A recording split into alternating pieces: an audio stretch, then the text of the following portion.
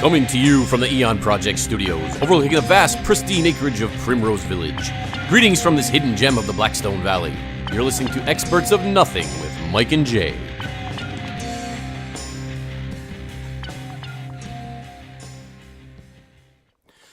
Soy el fuego que arde tu piel, soy el agua que mara tu sed, el castillo le torre yo soy, la espada que guarde el caudal. What's that? That was Julio Iglesias in the 1971 Spanish hit La Castilla de Fuego el Fagaro del Sol del Corazón. Close. That was the theme song from Narcos. You familiar with Narcos, the hit Netflix show? Oh, I am. It's a good, it's an entertaining program, to say the least. Well, the reason I bring it up is because, we're fans of television and other media. And I overheard here today, this morning, on the way to the palatial TheEoNProject Studios, an interview that was done with Javier Pena, the real-life DEA investigator who the show is based on. That's right. Him and another guy by the name of Steve something. Yeah, Steve whatever. Forget his name. Pena was the man who was behind most of it. Anyway, very interesting interview. He's actually Steve Murphy? Steve Murphy, yes. So Murphy and Pena are now a traveling team, which you didn't know this. They're both retired from the DEA. Okay. And what they do is they travel around the country and they put on these evenings where they present the real story of the investigation and capture of Pablo Escobar, which I find to be exceedingly interesting. I've actually read a lot about Pablo Escobar before that, and the Narcos show just brings it on home. Of course, Mr. Pena was quick to say that many of the things that are in Narcos are not accurate. Well, of course, as with any Hollywood production, they take liberties with the story. But the reason that I mention that is because, do you not agree that history doesn't need any embellishment? I don't think so. History is fascinating in and as it is. I don't understand why Hollywood continuously tries to add things and make it more dramatic when they don't really need to. Well, you know how it is. You're pretty savvy in Hollywood. You've been in films. Yes, that's you've true. acted. Very true. Yes. And you see how it works and yes, how I do. How they just kind of they take liberties with things and well, yes, they certainly do. And sometimes they don't even want to be accurate. No. Add stuff. Yeah, it's weird. I don't know. Well, and the other thing that I wanted to mention, the show Turn. You ever see the show Turn about the Revolutionary War, spy ring? The Culper Ring. The Culper Ring. So I got into the first season. Yes. I enjoyed it. Quite immensely, and then I lost interest for some reason. Well, I can tell you that I am hugely invested in the Revolutionary War. It's what my educational background was focused on. My postgraduate work was done based on the Revolutionary War. I can tell you, it's an interesting show. It's very entertaining. Almost 98% wrong. 98% of the things that take place are wrong. Uh-huh. Completely made up out of whole cloth. Although some of the characters are true. The characters are mostly true. Yeah. Mostly. There's some of them that are created, but most of them are real. But yeah, they just make them up for, I don't know. I don't agree with it. I think that history is fine the way that it is. I don't know why they have to add stuff. Well, I mean, it would be difficult to tell that story, over the prolonged period that it happened, over a course of a few years. Right. And keep people entertained. No, that's true. They feel like they have to add stuff. And of course, the other historically inaccurate thing, if you look, there's some smoking hot chicks on that show. They weren't any They back didn't then. really look like that. No. They didn't clean. No. They didn't have white teeth. They didn't have white teeth, no. They walked around with muddy feet they all weren't the time. very attractive, no. And They probably had all sorts of skin diseases from all the caked-on makeup that they wore. Makeup? Yeah, I'm not a big fan of makeup either. I think the men wore the makeup, not the ladies back then. Both of them did. Yeah. Anyway, well, welcome to another edition of the TheEoNProject. Welcome. What did we talk about last week? We didn't do a show last week. No, it was probably a week and a half, 2 weeks ago, maybe. We had a hiatus. It was secret secret groups. Yes. It was show 33. That's correct. We talked about secret societies and some of them that you've never heard of. And got some pretty good feedback from the show. Actually, I wanted to say a quick shout out to our new listeners in the United Kingdom. We found that we had a bunch of listeners out there, United Kingdom. So a pip pip cheerio, mind the gap. Ah, yes, from South Benfleet in the UK. Cheerio.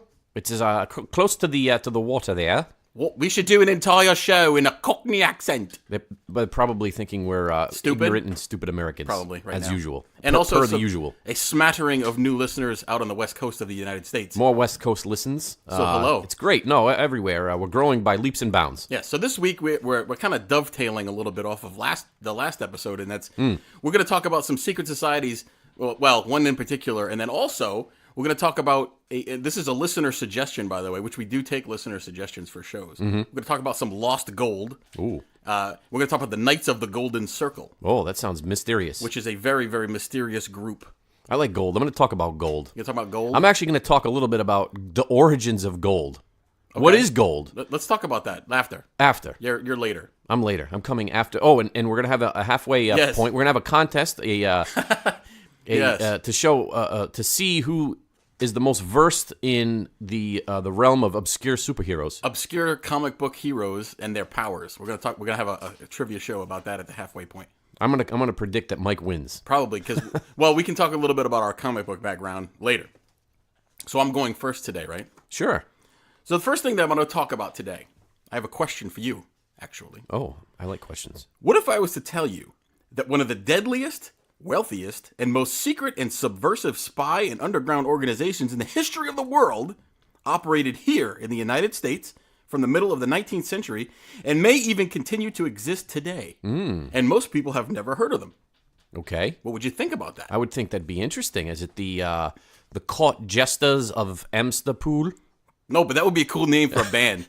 Tonight at the Do Drop In, the court jesters of Amsterdam. What kind of music do you think that they would play? Yeah, New Age. Oh, anyway. So, starting in the mid-1800s, ready? The mid-1800s in the United States was It was a volatile time. Volatile time. So-called Southern rights groups began to form around the country in response to perceived encroachment of the federal government upon individual states' rights. If that sounds familiar, that's because that's generally considered to be the sentiment that led to the American Civil War, was encroachment upon individual states' rights. Of course, with slavery being perceived as a obvious state right according to the South. Yeah, that was a powder keg. Sure. Point or a powder keg topic of that particular time period. It wasn't necessarily they tried to avoid using that as a precipice for the war. Right. Pretext for the war, I should say. Yes. And but obviously, as we all know, that's what it ended up becoming. Well, most people think that the Civil War was fought over slavery, and that's actually not accurate. The Civil War was fought over individual states' rights, with slavery being considered to those people to be an important state. There are a lot of obviously myths and not necessarily untruths, but half truths and things that have gotten confused and lost over time as far as the Civil War is concerned. Right. And things of that sort. Yeah. We're going to talk a little bit about that. All right. So these Southern rights groups started forming, and obviously they had to be a little bit covert in their actions because they were espousing a sentiment that was not popular with a lot of the country, and that would be the northern part of the country mostly. So these groups operated with the intention to subvert the federal government, especially in the area of slavery, where many like-minded Southerners became financially involved in the slave trade. So a lot of wealthy, influential people in the South were kind of invested in slavery, because that was running their business, that was creating their wealth. So most people also don't know that it was actually, I think it was 1808, the importation of slaves became illegal in the United States. So after 1808, there were no legally imported slaves. All the slaves that were brought to the United States after 1808 were illegally brought in. These illegal operations were financed by these people who were into states' rights and financing these secret groups in the South. So the slaves are still being brought in illegally. Right. One of these groups in particular, in addition to keeping the slave trade operating, wished to open up new slave states further west into the continent. They also believed that the U.S. Constitution was tyrannical. That word shows up again later. And it actually advocated for the abolishment of the United States Constitution. Now, how do we know all of this about the beliefs of this supposedly secret group? How do we know? Well, you can't. It's hard to keep secrets. It really is. Especially when someone claiming to be a member of the group wrote a book about it in 1861. And said, the secrets of the group that I'm going to talk about. Anonymously, of course. That's how they wrote the book. Anyways, after years of operating without really an organization, per se, this one guy by the name of George Bickley, which sounds like a sickly young man. George Bickley? Who wore paisley. Wasn't he on the 50s TV program Dennis the Menace? He could have been. Anyway, George Bickley decided to organize his group with some structure for a change. He decided to call the group the Knights of the Golden Circle, which sounds like something that would have existed in Arthurian days. That's right. Yeah, sure. Borrowing heavily from Freemasonry, of course, everybody borrows from Freemasonry, and other established secret societies, Bickley set up what he called castles. Instead of lodges, he called them castles. In several cities around the south, and then actually later on in other cities in the north. Were the castles secret, or were they known to people? Well, they were, kind of yes and no, both. You know how like today, most major cities, not even major cities, most cities and towns, if you go into them, will have a Masonic hall. Right. And they usually are called the Masonic Hall of wherever it is. Right. And it'll have their symbol on it and stuff like that. It wasn't quite as overt as that. They were obviously more covert because they had a subversive goal rather than the Freemasons, which we don't know what their goal is other than hanging out and having some whiskey. So anyway, so they borrowed heavily from Freemasonry to set up these castles. And so, again, to copy them, they had laws, rituals, secret handshakes, the whole shebang. All sorts of stuff going on. I like secret handshakes. Yeah? I have a secret handshake. What is it? Well, I can't. You can't tell everybody. No, I can't tell you. I can't show you either because it would. Yeah, it's too secret. Well, do you know what the purpose of a secret handshake is? Do you know? To tickle the palm? No. Oh. It's actually so that you can recognize a fellow brother. Of course. Even if you don't recognize them, if you don't know them, sure. I should say, you can. So what do? You just walk up to a random person and start putting the moves on them with the handshake, and it's actually believe it or not, there's actually a very subtle movement that people can do when they shake your hand that will indicate that they're a member of a certain group. You know what I like? And you won't even notice unless you're a member of that group. You know what I like to do to confuse people when I go to shake their hand for the first time? You do weird things? No. Instead of, doing the normal, traditional keep your hand and your fingers closed and tight together, I open my hand really wide like this, and I spread all my fingers apart. That would throw me off. I think you're going to slap me or it's something. nice to meet you. And do you do it like that? And they get confused. George Carlin had a very famous, funny bit. Remember George Carlin, the very, very hilarious comedian? He was a comedian. He was a social controversial activist. comedian. Yes. Yeah. Anyway, he had a very funny bit about a handshake. He said, he goes, I went to go shake someone's hand and they had a deformed hand. He goes, so what do I do? He goes, do I look at the hand and go, ah? He goes, no, I got to shake it. Hey, great hand. Look at this hand. It's great. What do you do if you go to shake a hand and it's a nub? I've had that happen before. Well, they don't the person with the nub offer the other appendage? Nope, instead? they give you the nub. Case in point, very famous politician, Bob Dole. That's right. Had a withered hand from some sort of injury. I think it was the war. The war, yeah. And so he used to keep a pen in it. Kept a pen in it. So that no one would ever shake the hand. That's right. And he would offer his left hand. Do you think he replaced the pen, or do you think the pen... No, it's lodged in there. It's permanently affixed to the hand? Probably got sort of, gunk on it from years of abuse. What if he took it off when he was being intimate with his wife? Maybe he used it. Maybe it was just a... it's an implement. it was a device that you would slide something over the pen, and it would lock itself in, and then he could use the device in other ways. Like some sort of sexual cyborg. That's right. Interesting. He could change whatever apparatus he wanted to use that day. Yes, I'm down with that. Okay. Let's get back to the Knights of the Golden Circle. Yes. So he set up all these castles with their weird shaking ritual hand things. So the group had a bunch of goals, mostly related to keeping slavery a thing. That was their main goal. Not a good thing they'd want to keep. No, not today. But their main goal, besides keeping slavery going, was to resist the federal government overreach that they thought was happening everywhere. Right. So they established these castles, and they made people pay. Here's the key point of this whole phase of the topic for today. They made people who wanted to join pay an initiation fee. I don't know how much it was. Like that part is not recorded. However, it is rumored that the fee had to be paid in gold. That was the only way you could pay to get in. You couldn't pay with monies. You couldn't sexual favors. Nope. You couldn't pay with Boston cream donuts. Nope. Nothing of the sort. Had to be gold. All right. So by the early 1860s, the group supposedly had thousands of members around the country. Again, it's hard to tell secret societies how many there are, but they like to brag that they had tens of thousands of members all over the place, not just in the South. And I'm going to refer to them now as the KGC because it's easier to say.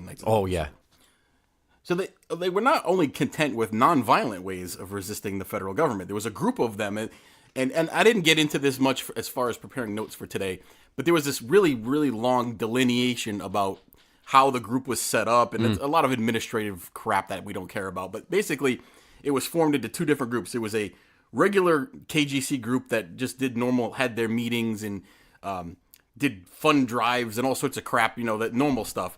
And then there was another arm of the KGC, which was their military arm. And those are the ones who conducted actually violent raids and violent things. Almost like guerrilla warfare. That's correct. We're going to get into that in just a moment. In 1861, well, actually late 1860, early 1861, they actually had a plan in place to kidnap then-elect President Abraham Lincoln when he was in Baltimore. That's right. But the plan fell through. I don't know how the plan fell through. Maybe somebody got drunk and spilled it. It just did. Plans fall through. But here's some strange activities that were rumored to be involving the KGC around this very same time period, beginning of the Civil War. In 1859, you know John Brown? You ever hear of John Brown? Oh, the famous John Brown. The famous abolitionist who attacked the Federal Armory at Harper's Ferry, Maryland, was trying to instigate a slave revolt in the southern states. You're very familiar with this, right? Of course. Now, if I just said this and you're a fan of history, I just bumped the microphone. Yep. If you're a fan of history, would John Brown's actions be consistent with the KGC? He's trying to start a slave revolt in the South. Right. So that seems antithetical to the KGC operation, right? Correct. However, he's been this man John Brown, and I'm not going to get into the famous raid. He actually led a raid on the Federal Armory where supposedly there was like 100,000 rifles and muskets there. Just a quick side note to that. No. I know where you're going, and don't go there. I'm going to talk about that. All right. John Brown was tied to a few secret societies, including the Skull and Bones Society of Yale University, as well as the KGC, with some people saying that the raid was actually designed to instigate a civil war that the KGC was convinced the South would win. So they really wanted to start a war. They didn't care how it started. Exactly. Because they thought that they were going to win. They figured, hey, let's have this guy go there, kill some folks, steal some arms. Anyway. Right. Bit of trivia. Mm-hmm. This is where you come in. Oh. The group of federal troops detailed to take the armory from Brown were? Marines. U.S. Marines. And who were they led by? Robert E. Lee. Lieutenant Colonel Robert E. Lee, who was then a lieutenant colonel obviously in the Federal Army. That's right. Soon to be commanding general of the Army of Northern Virginia when war broke out. That's right. But yeah, most people don't know that U.S. Marines were led by Robert E. Lee to retake Harper's Ferry. Well, who else would be good at assaulting a building and retaking it? Well, actually, he wasn't there. Well, the Marines were there, but that's what I mean. He was in charge of like the whole operation, but I don't think Robert E. Lee showed up until you know how commanders do, man. Oh yeah, they show up after. They take all the credit. Oh yeah, they get all the awards. Get the medals. Yep. You know what's the best feeling in the world? And I know we have some military folks both here in the United States and around the world listening to the show. One of the best feelings in the world is being in a formation and seeing your officer receive a medal for something that they didn't do or that you had a hand in and you didn't get anything for. Sure. And it happens a lot. That's great stuff, man. You feel great. Anyway, here's another thing, excuse me. One of the recruits initiated into the Knights of the Golden Circle was General and Freemason P.T. Beauregard. Are you familiar with who that is? Oh, yeah. A West Point graduate of 1838. What did Beauregard do? Do you remember? Yeah. What's your history? He was the guy that invented Pop Skull for the troops to drink on the battlefield. He may have, but I don't know about that. P.T. Beauregard is credited with actually starting the Civil War with a surprise attack on Fort Sumter in 1861. He was the leader of the Confederate forces that fired on Fort Sumter. Mm-hmm. And also supposedly a KGC member. So that's two folks tied to the KGC that potentially may have tried to start the Civil War. Right. So the Civil War starts, and it's happening everywhere. Throughout the war, the KGC carried out clandestine operations in both the North and the South. There are hundreds of stories about Southern guerrilla groups operating against federal troops, supplies, and infrastructure and whatnots. And actually, there's been plenty of books about it. If you ever want to read books, oh gosh, the name of it is escaping me. There's a very good book that I read about guerrilla operations in the South. I'll have to get back to you on that one. But how many of these were actually KGC operations? We won't know because they were guerrilla operations. Mm-hmm. As with any secret organization, there's little documentation as to what they're actually, responsible for. However, there is a disturbing connection to something that you have heard of. Mm-hmm. Are you ready for that? I don't know if I'm ready. I'm on the edge of my seat. Perhaps the best documentation as to the power and influence of the KGC during the Civil War is the private journal and diary of one John H. Surratt. The book is actually called The Conspirator. Mm-hmm. And it was written in 1866. In this journal, Surratt goes into great detail describing how he was introduced to the KGC in the summer of 1860 by another member of the Knights of the Golden Circle, a man by the name of John Wilkes Booth. Ooh. And he was inducted into the mysterious organization July 2nd, 1860. Sic Semper Tyrannis. At a castle in Baltimore, Maryland.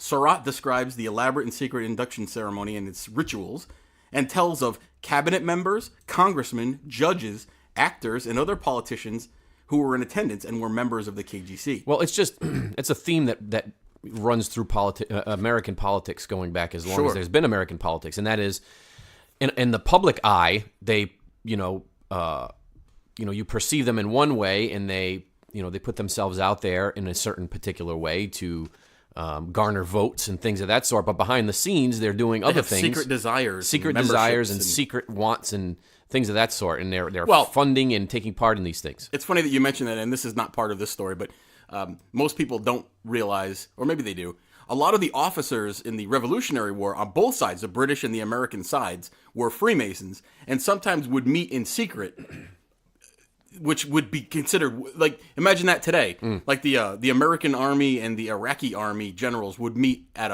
a bar and hang out. Right. That wouldn't happen. But back then, that happened all the time. Sure. Because they're all members of the secret society. Anyway, perhaps the most significant revelation of Surratt's diary is that the Knights of the Golden Circle began plotting to kidnap Abraham Lincoln in 1860, as I said, before he was inaugurated, and actually continued throughout the Civil War, resulting in President Lincoln's assassination by John Wilkes Booth, April 14th, 1865. Right. So they're saying that was a KGC operation. And if you think about it, you think, especially nowadays with the amount of security that surrounds the president, you're like, how would they ever get away with kidnapping a president? But back then, there was no security. No. There was no real Secret Service. Nope. The president would walk around randomly by himself. A lot of people don't, you can visit have you visited the White House? Have you been there? I've been to the White House. I haven't been into the White House. But you can visit the White House. You just have to make arrangements in advance. And right. You have to go through a screening, like a metal detector and all that junk, and they have a lot of security. But you don't just get to go in. Back in those days, you could walk into the White House. That's Anyone right. could. You could. Americans, if you wanted to talk to President Lincoln, actually, there's a very famous scene in the movie Lincoln with Daniel Day-Lewis. He did a great job portraying Lincoln, even though he's an Englishman, where people were just waiting in the hallway to talk to Lincoln. And you had to get there early in the morning, wait in line, and eventually you get to meet him, which you can't do that today. Obviously. Anyway. And rightfully so. Sure.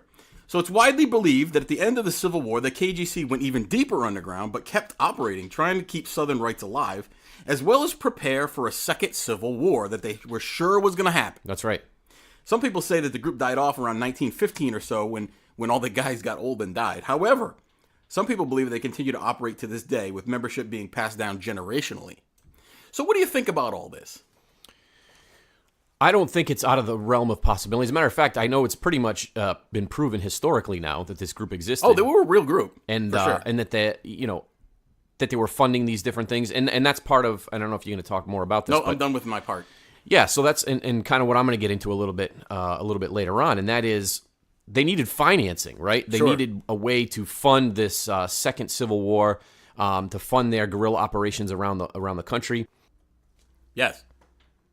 So there's a whole lot of stuff about the KGC that we didn't get into today because, around that same time, and very famously, you can look it up, but there was actually a movement to, as I said before, expand the slave states westward, and that would include the new territories of California and New Mexico and Texas, which we won the Mexican War. We're not going to get into all that nonsense, but right.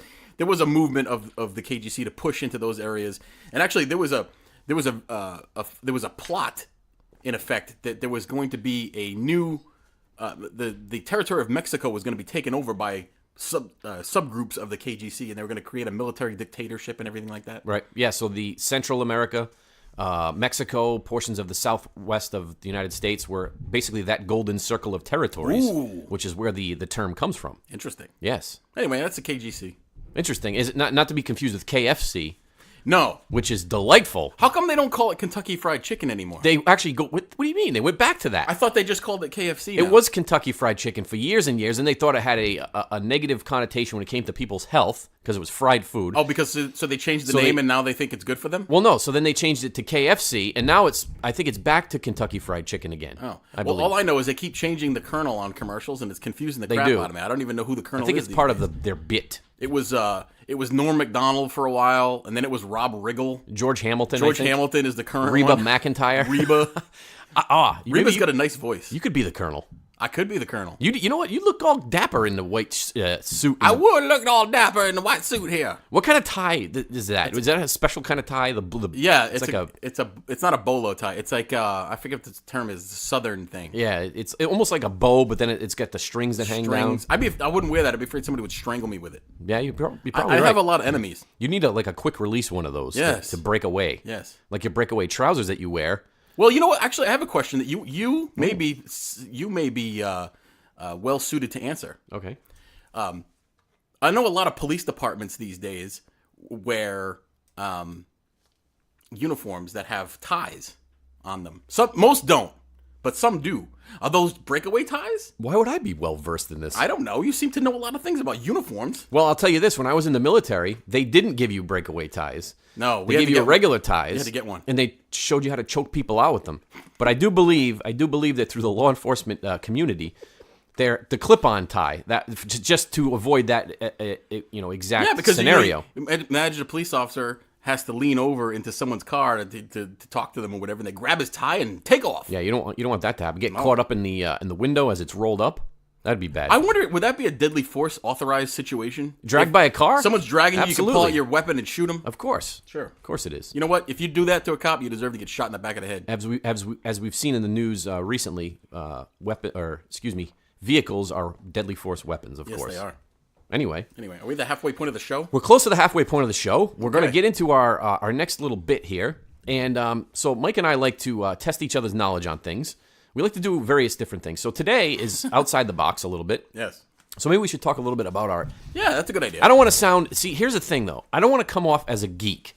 That's too late. I don't want to come off as somebody who collects comic books, because I don't. We're not cool people. If we were cool people, we wouldn't be doing a podcast. Speak for yourself, fella. Oh. See these gold sneakers I'm wearing?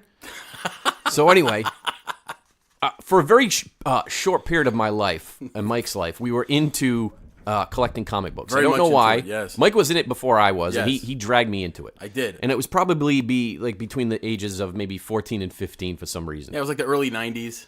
We're just kids. And, I amassed a small collection of comic books, and I put them away for many years, hoping that they'd be worth money. Well, you know what I found out, too? And I have friends that are still into comic books as adults, and they're weird. It seems like most things like that you do when you're a child, at some point in your life, you go, I don't want to get into this anymore. Yeah. Wrestling was one for me. I used to watch wrestling as a child. Love wrestling. I don't watch it anymore. No. At some point, you just say, eh. You know what'll bring you back, though? The Andre the Giant documentary. I love Andre the Giant. You got to watch this. Love Andre the It's Giant. going to send you back to Have your you childhood. seen it? Yes. Is it out? Yes. Oh, I've got to see that. that. It's on HBO. Oh, I've got to see that. Interesting side note that you bring up about Andre the Giant. I read, you ever see these things that you usually show up on Instagram, sometimes Facebook? They're just like strange movie facts or interesting facts about thing behind the scenes. There was one about Princess Bride, the very famous movie starring, of course, Carrie Elways, yes, and Robin Wright Penn, yep, and Mandy Patinkin. Mm-hmm. However, playing a small but pivotal role is Andre the Giant, who plays I don't remember his name. You remember his name in the movie? He's the giant guy. No, I don't. Fezzik. Fezzik? Fezzik is his name. Oh. Anyway, there was a very interesting thing that happened on the set. Apparently, there was a downtime in between. You don't know anything about movies. You're not a very famous movie star like myself. However, when you shoot movies, there's a lot of downtime, like people just hanging out. Evidently, there was a quiet period, and Andre the Giant let out a 16-second fart. A fart that lasted 16 seconds, and nobody said a word. Everybody just kind of looked at him. Yeah. And it was all quiet until the director of the film, Mr. Rob Reiner, looked at him and said, "Andre, are you okay?" And Andre looked at the director and said, "I am now boss." And that's actually, he's famous for his flatulence. His epic flatulence. That's hilarious. Just another quick note to that movie, and then we'll get on. But there's a scene in the movie which you probably remember where Robin Wright is tossed or she jumps from the castle and he catches her. Yes. So he was in such pain at the time because of his back, and he had real bad back injuries and things like that. Yeah. They had to lower her down on cables. Oh. When she came down, and he had to catch her in that way and to keep all the weight off of his back. Was he actually going to catch her? Was that the plan? He was going to catch her, but he was in too much pain and he couldn't do it, and they were afraid he was going to drop her. Well, he battled a lot of health issues in his life. Acromegaly, I think is what it's called, is the pituitary disorder that he had, where basically it just kept... sending hormones out into his body through the course of his life, and everything was just growing and just. But you know what? To a person, I think I've never heard a negative story about him. Everybody said he was such a nice guy. He was. I like hearing the nice stories about people. Gentle giants. You don't want to hear about people who are jerks. All right, so this is how this is going to go. We're each going to read a description of a superhero. Yep. And then we have to guess who the superhero is, right? We have to guess what his name is. Okay, so we're gonna read what their powers are, or maybe a little bit about their origin or whatever, and then you have to say what the character name is. Okay. Now these are not the most well known. No. We're not gonna say like, oh, son of Krypton, he came here and wearing a blue suit, nut hugger pants. Not gonna do that. It's gonna be like people that you may or may not have heard of. All right. So you want to go first? I'll go first. So this particular hero, he has the ability to detach his limbs and use them to beat evildoers. Wow. Yep. I don't know that one. Take a guess. Give me a guess. Just think it. Make something up. Plastic Man. Close. It's called Arm Fall Off Boy. Get out of here. That's a real swear thing? to God. It says Arm Fall Off Boy's power stems from his ability to, you guessed it, detach his limbs and use them to beat evildoers. Arm Fall Off Boy. Yep. Were the creators just done for the week when they made that one? They're like, That's you know it. what? We got to get out of here. It's Friday afternoon. Let's just come up with this. Okay. All right, I got one. All right. Okay, this is from Marvel. Should I say where they're from? That's fine. I don't know. So this person gains enhanced strength, endurance, and reflexes at night, reaching his pinnacle during a full moon, and sometimes has prophetic visions. Moon Knight. Yes! How did you guys Moon Knight? Oh my yes. God! You know, Moon Knight is not a very well-known character. No, I guess I'm geekier than I thought. Yeah, you knew Moon Knight. Good All right. for you. So this is a character that is actually in the X-Men universe, but he's not super well known. Okay. Yeah. All right.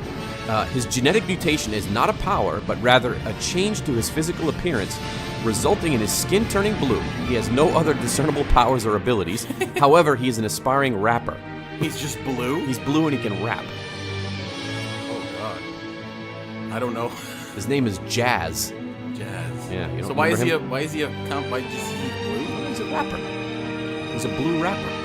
You're not gonna get any of the All right. Here's one. This person has the ability to possess any living being. He's also invisible to all in the physical realm. Ooh. That's Spectrum. That's a Dead Man. Oh. Is his name. Dead Man. I don't know that guy. All right. This character has a very distinctive mutant power, which enables him to spew acidic vomit from his mouth. Tragically, he discovered his power while making out with a girl. Ooh. He vomited acid all over her and burned her face. Ooh. His vomit is highly acidic, able to burn through 10 centimeter thick steel in less than 30 seconds. That's his power, is vomiting? Yes. He's called the Vomit. No, he's called Zeitgeist. I don't know. It's I weird. wonder if he married that poor girl. No, she did survive, it says. Oh, he did. Yep. Here's one for you that's completely bizarre. Ready? This person can create kinetic fields for some reason. I don't know why.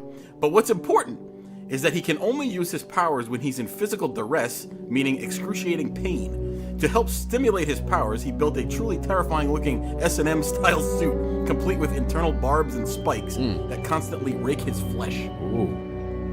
That's the Gimp. Yeah, it looks kind of like that. No, his name is Penance. Oh. Penance. I've heard of that guy. I think. I haven't heard of any of these people. So another member of the X-Statix mutant group has no discernible powers aside from a telepathic connection to a flying, seemingly sentient skateboard. He can control the skateboard with his mind, though the skateboard can also act through his subconscious thoughts. Sadly, after the skateboard falls under a curse, it flies out of control and impales him through the heart, killing him. Oh, so this one's dead. Yeah, he died. That's Skater Boy. Nope. El Guapo. Guapo. All right, I got one more. All right. Here we go.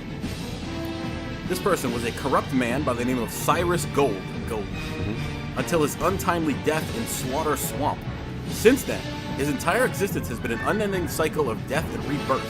When he dies, he eventually rises again, emerging from the depths of the original resting place in the swamp to wreak havoc on the living. The Golden Resecutioner. Nope, that's Solomon Grundy, the famous Superman villain. Ah, okay. Last Wasn't one. there a song about Solomon Grundy? It was by, like, remember that group, Crash Test Dummies that did the... Yeah, that one. Oh, okay. You got one more? Yes. One of the founding members of the X-Statix mutant superhero group has the ability to secrete acidic sweat. His sweat allows him to project acidic blasts of energy. And his name has no relation I was going to say, to his excited boy. powers. No, this is anarchist. Oh, anarchist. What does it have to do with sweat? I have no Where idea. did you get all yours? Yours are made up. I wouldn't make this I look up. stupid. I didn't get any right. I bet you there's somebody out there that got them all right. If my friend Jim is listening, my friend Jim, who was a huge comic book fan and actually created his own comic book, He did. which I have the issue #1 signed by him. Oh, I look bet at that. It's worth 50 cents. I bet he would know that. So hello, Jim. You know, that was one of the downfalls, like I said earlier. We collected them hoping that they'd be worth money. The name of his book was Hellion. Look it up. None of the things I own, none of the comic books that I own that I gave to my son are worth jack squat. Well, you know, speaking of sons, I several years ago foolishly gave my collection to my son, and he proceeded to rip up, leave on the floor, and damage most of my comic books. Yeah, So thank you very much. that's all right, because they weren't worth squat either. No. All right. So that's enough of that tomfoolery. Yeah. So now we're going to get back into... So we talked a little bit about the Knights of the Golden Circle. Yes. Secret society, secret wars against the government, assassination plots and kidnapping attempts and things of that sort. Yeah. Someone would have been foolish to try to attack Abraham Lincoln physically. Yeah.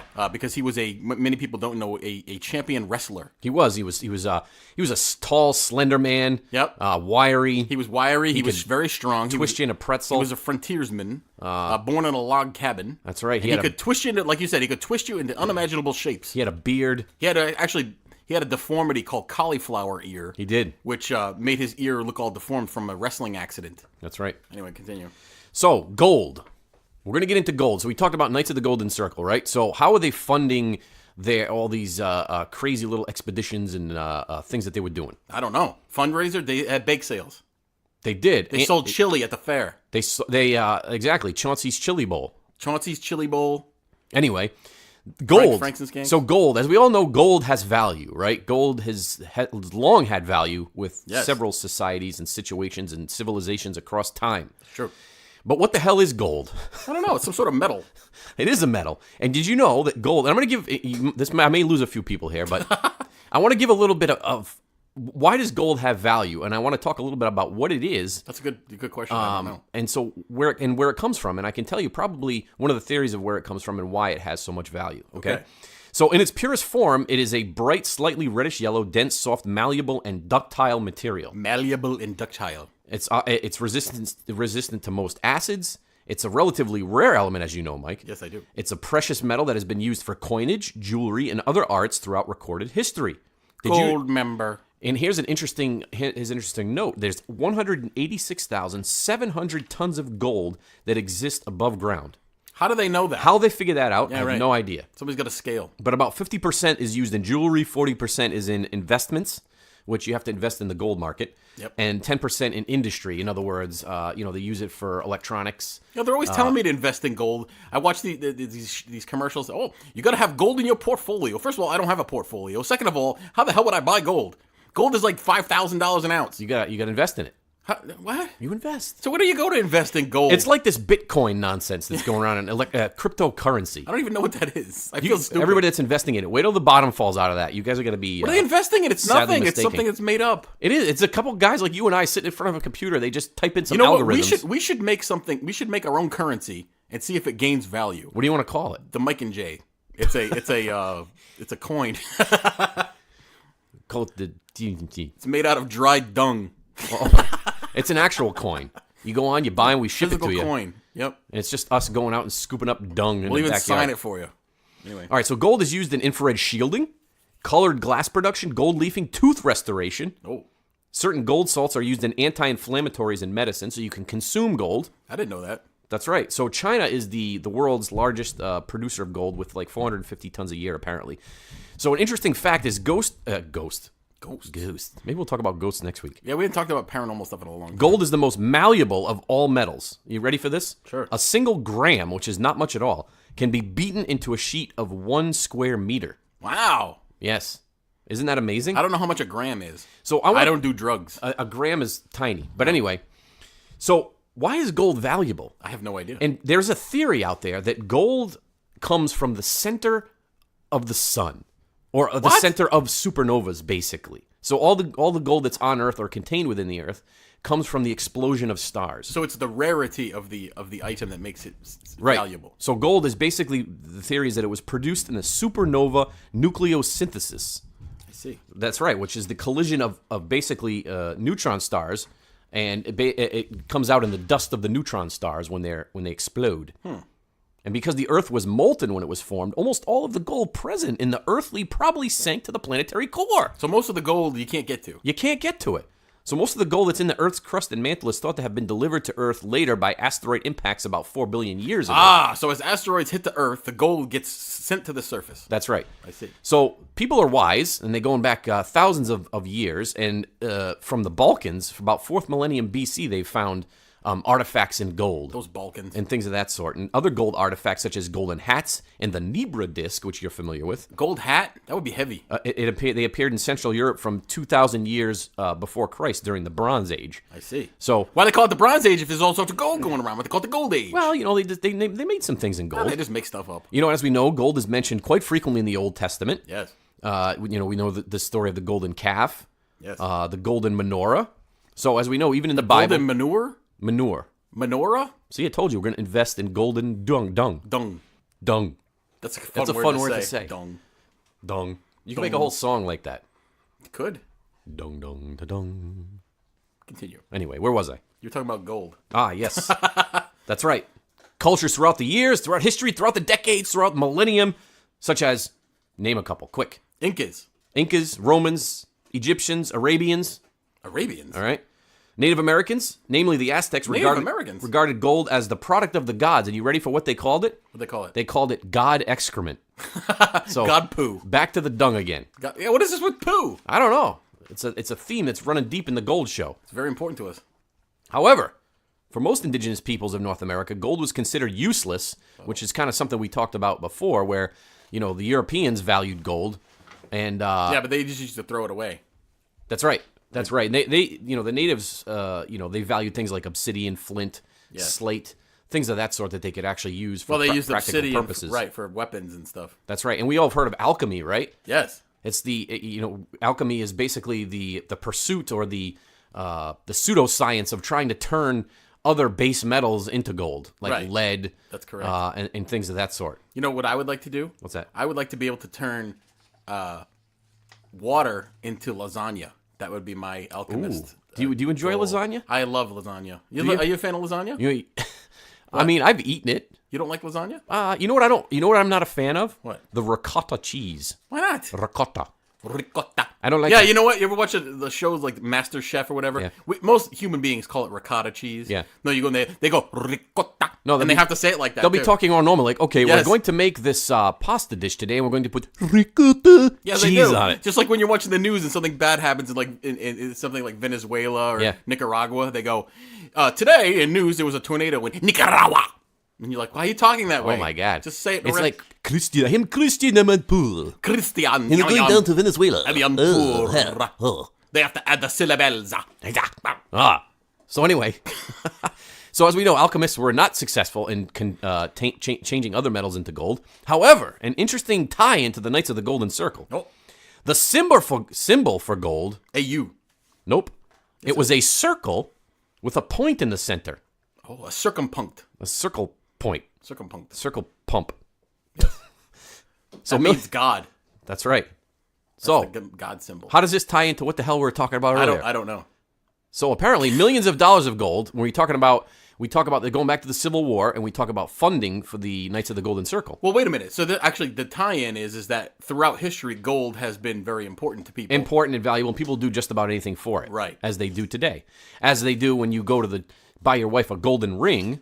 I don't do that. And she shows it all around. I don't do that. No, I don't buy my wife jewelry. No. It's not worth it. It's a bad investment.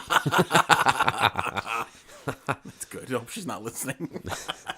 So apparently, there was a lot of Confederate gold that had gone missing during and after the war. And one of the theories that the Knights of the Golden Circle had secret, layers, secret codes, cryptic messages, groups that would go around, hide this gold in different parts of the United States, in different areas, and they could go back later and retrieve the gold and use it to fund their illicit activities. You know what the problem about burying gold is? What? You got to remember where you put it.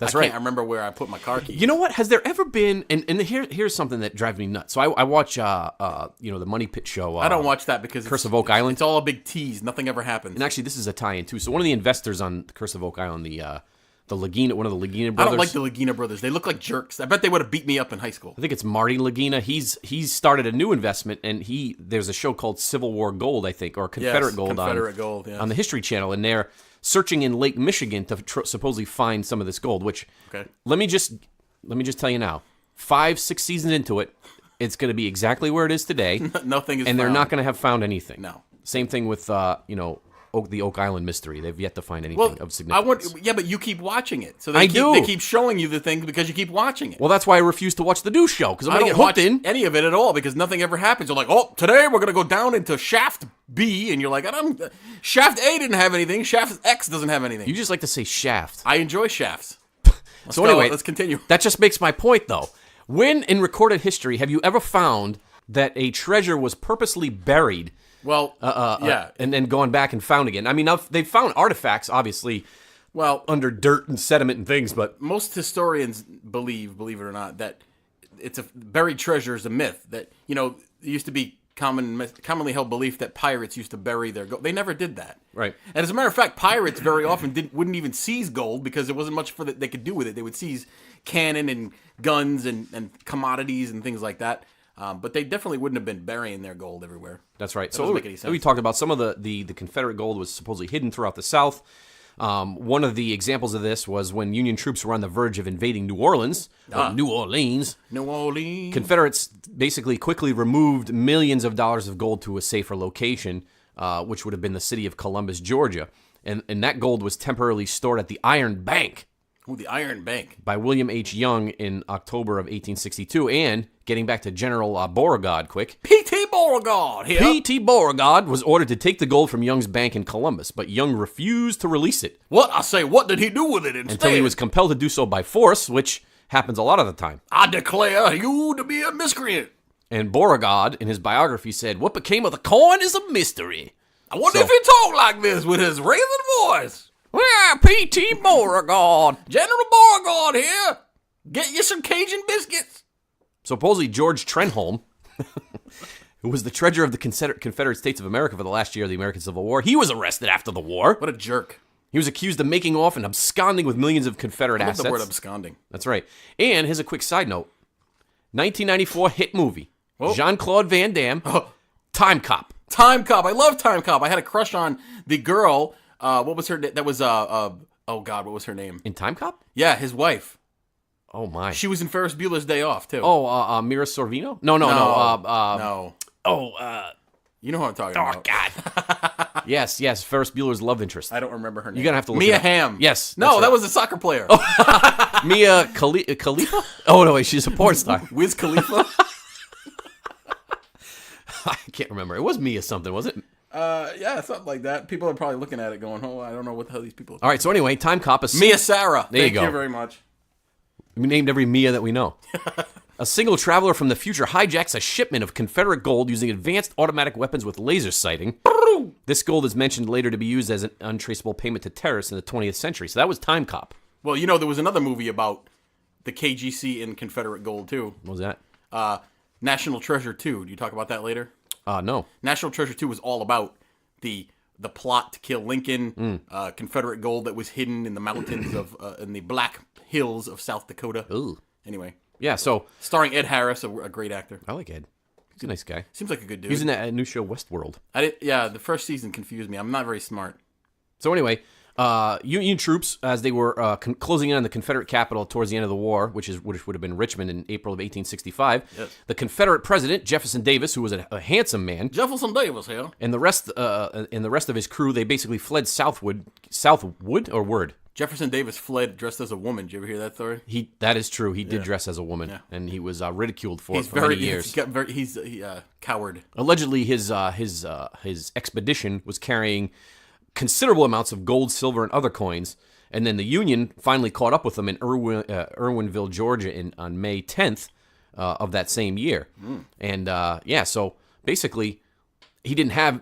What happened to all the gold that he supposedly absconded? Well, there's a lot of different theories, and one of the theories, going back to what we were saying about that the new show on the History Channel was that a Michigan unit or a Michigan militia, the one that captured Jefferson Davis in Georgia, supposedly took the money, took the gold, and brought it back. That's how it ended up getting back to Michigan, was they put it on a train of some kind. Because Georgia's not near Michigan. No, it isn't. But when they went back to their homeland, they took it with them. Michigan sucks. You ever been to Michigan? I've just flown through Detroit. Don't like it. It's not very nice. I drove through Detroit a few times. It's like driving through Beirut in 1983. There's like burnt out cars on the side of the road. There's people wandering the streets in a daze. Hate Detroit. Hopefully no one's listening from Detroit. Oh, we have some listens in Michigan. That's true. You know, Michigan is an interesting state because it's made up of two parts. Yes. The upper and the lower peninsula. It looks like a glove if you look at it from... It looks like a mitt, like an oven mitt of some kind. It does look like an oven mitt with the thumb extended. Quick, what's the capital of Detroit? What's the capital of Michigan? Lansing. Oh, you got it. Look at that. We should have a trivia game. a state capital trivia I'm not game. good at state capitals. No? Because some of them you wouldn't think of. No, that's true. Like Portland. Like for example, Pennsylvania, you would think it'd be like Pittsburgh or Philadelphia. It's not. No. It's Harrisburg. It's Harrisburg. That's right. Do you know what the capital of the Revolution was during most of the Revolutionary War? Wasn't it? Well, it changed a few different times. That's correct. It was originally New York, and then it was Philadelphia, and then it went back to New York. That's right. You figured it would have been Boston. Because Boston, believe it or not, not to get off on a segue, was clear of British troops for most of the Revolutionary War. Most people don't know that. That's interesting. So, as we said, all of Jefferson Davis's money has been unaccounted for. All this supposed hidden Knights of the Golden Circle fundage, coins and gold and bars and all kinds of things like that, has never been located. Right. They've found, through course of investigation, they found different, different clues and things of that sort, but never anything of significance. Well, my question to you is this: so if they're keeping all this gold to fund a second, someone's going to have to go get it at some point when they figured out there was no second Civil War coming. That's right. You got to go get your gold. So supposedly some people did get it. Oh. In different various areas. And there was some famous people that were supposedly involved in this group, and one being Jesse James, the famous outlaw. Who loved his mother. And his brother Frank. Yes. And who, of course, as we know, they robbed many a bank and train robberies and things of that sort, supposedly not for their own personal gain and wealth, but for the fundage of the Knights of the Golden Circle and their illicit activities. Interesting. So, yeah. I keep seeing out the window of the palatial Eon Project Studios, I keep seeing a cat walking around. A cat? Oh, some sort of large animal. It's gone now. Hopefully it's not there when I go out to my car later. It was a large beast. Some sort of beast. So even today, as we sit here and talk about this, rumors persist about the fate of the different parts of the missing Confederate treasure. So what do you think happened to the fate of the Confederate treasure? I don't think there ever was a Confederate treasure. I think they used all their money to try to win the Civil War, and they didn't win it. They were trying really hard to win it, as a matter of fact. Yes, they really did try. There's no way that they hit anything of significance, in my opinion, because they would have used every last bit that they had to try to maintain the war. Not only that, people have money. Right. There were people that maintained wealth and stuff like that, but they didn't like pool all the resources for some goal later on. They kept it in the family. Right. There's a lot of rich people in the South. There still are. Right. So sure, I don't think that there's a lot of old money still in the United States. Yes. Like for example, the Kennedys. How are they still alive and wealthy? Kennedys. Most people don't know that the Kennedy money all started from bootlegging. That's right. Joe Kennedy, Joe Sr. was a bootlegger, and actually he plays a small part in the that show Boardwalk Empire with Nucky Thompson. Yeah. He the character of Joe Kennedy is in there. That's how they earn their money. Sure. Just through bootlegging. But my question is, that was some 80 years ago. How the hell do they still have money today? Well, money makes money. Yeah. So if you have let's say you came up with $10 million today and you put it in the bank, you'd be accruing interest on it, and if you live off the interest, sure, your money. So they must be wise investors then. Yes, I would think so. And investing in different various things. So that's why I have no money. You have no money because I don't have. And any I money have no to money. Invest. So how the hell are we on the air right now? You know what? If you're listening to this program and you're a rich investor, why don't you throw some money our way? We put on a good program for you. That's right. We're entertaining. We're here to amuse you. We have costs. And we don't get anything. Expenses. Except for the adulation of our myriad of fans. As a matter of fact, we're recording the show currently by candlelight because I have a burlap sack on instead of clothes. And tearaway pants, like we mentioned earlier. Yes. So anyway, do you find it interesting or not? I mean, it's good. Makes for a good story. I think it makes for It makes for a good story. I don't think that there was any Confederate gold that wasn't used. They used it. Yeah. They lost the war, and that's it. I enjoy history. I enjoy talking about it, and these groups do exist. Sure. Their activities did exist. Yes. But until we actually find some concrete evidence that they were... Well, I remember a show from a few years ago where they supposedly were finding... They were on the lookout for the Confederate gold, and this was a documentary supposedly, and they were afraid that these guys in a pickup truck, these redneck guys that were following them around, were from the KGC. Dude, there's no guys in pickup trucks from the KGC hiding gold because they wouldn't be living in the trailers that they're living in Southwest Georgia. No, but they would be living in a palatial estate. But you know what? There is a phenomenon, and it's in different, not just this particular group, but it happens throughout different groups, and that is people who think that they're part of a group. You know, in other words, like you and I could be like, yes, we're Knights of the Golden Circle. You could just make stuff, and we could just say it. They used to do that back in the 1800s, 1700s. People used to create groups. Right. They don't do that anymore. Now they're part of Facebook. Right. But yeah, you're right. The people just make stuff up. People could do that. They were like, there's no way you can prove or disprove that. Maybe we should start a secret society. We are. We're going to be the presidents. We're called. We'll be called the Order of Glenby. The Order of Glenby. That sounds official. It sounds like something that would be existing in the United Kingdom for. What would our secret handshake be like? You think? Oh, I don't know. It would involve some pressure. Would it just be some caressing? Would it be? Would it be open palmed? Would it be a tickle of the center of the palm? If you have an idea for our secret society handshake or anything else about it, yes, please contact us at TheEoNProject@yahoo.com. That's TheEon Project@yahoo.com. You can also find us on Twitter, where we do interact with our fans daily. And how else can get a hold of us? Our Facebook page.